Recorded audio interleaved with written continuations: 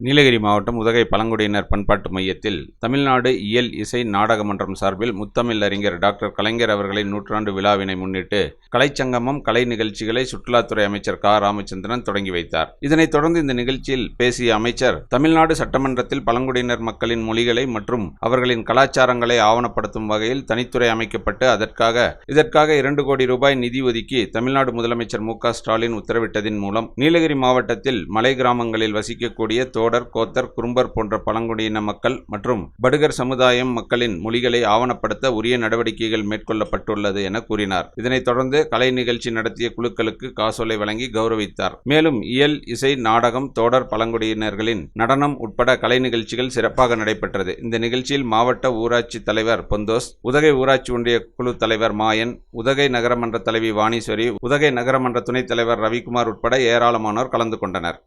Shades and drapes, curtains, carpets, bedsheets, pillows, towels, blankets, mats and all home furnishing products. 9/41 TRT Complex near Repco Bank, Ooty.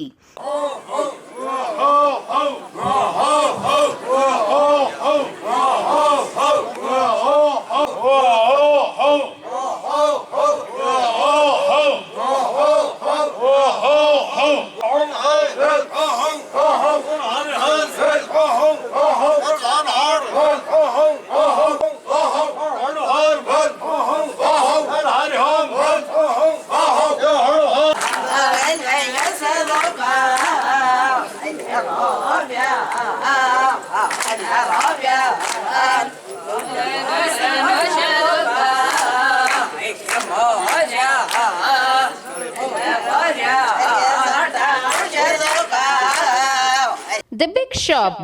வீட்டு உபயோகப் பொருட்கள், electronic பொருட்கள், mobile போன்கள், பர்னிச்சர்கள் என அனைத்தும் ஒரே கூரையின் கீழ் கிடைக்கும். பஜாஜ் ஃபைனான்ஸ் வசதி உண்டு. A shop where your shopping never ends. ராகம் டிவி யூடியூப் பக்கத்தை சப்ஸ்கிரைப் செய்யுங்கள்.